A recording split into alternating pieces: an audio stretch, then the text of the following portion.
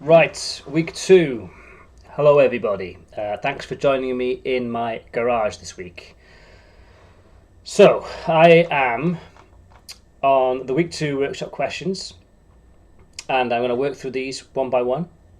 Let's take them in order. Let's fire up the Visual Studio Code to begin with. I'll ignore that. Let's have a look at something. Where was I working before? 733. There's week one. I'm actually going to create a new folder, I think. So I'm going to open where I was working last time, which was in 733. So I'm going to open that.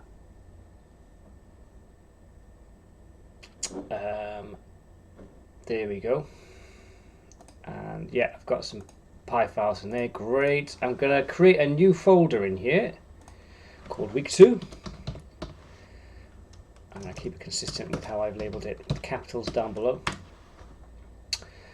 And I'm going to hop into that folder and then right click on it, create a new file. Let's do it. Let's call it question q1.py. There we go. I'm ready to go. I think I'd better make the settings. I always forget how to do this. Preferences, settings, text editor. Oh, that was right. Commonly used. Yeah, let's make that up to 24. Okay, go back. Right, there we go. Get rid of that over there. Let's go back to the question. Simple calculator, question 1.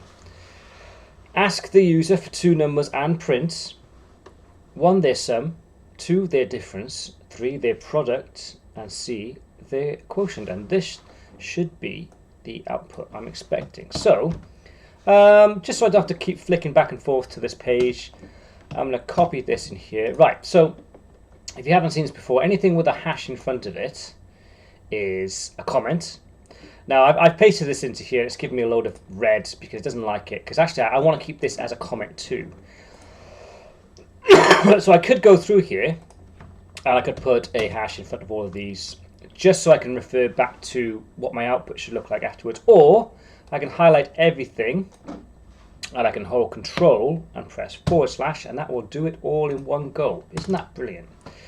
Right, so the first thing I'm going to do is I'm going to take in a variable called number1 or num1, and I'm going to use an input, and I'm going to ask the user, please input first number.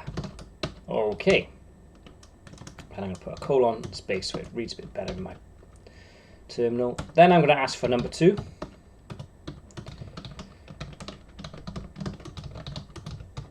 Second number. Okay, right, now I'm just going to print out the following things. So I'm going to print out the sum. So the first thing I'm going to do is I'm going to have a print statement, which is simply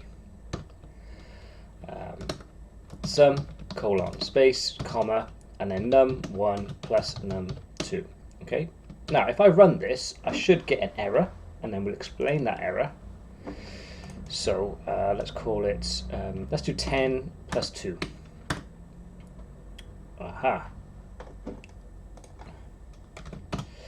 There we go. Right, so I've got a sum of 102, which doesn't make any sense, does it? Because 10 plus 2 is not 102. And what's actually happened there is it's treated both of those inputs as strings.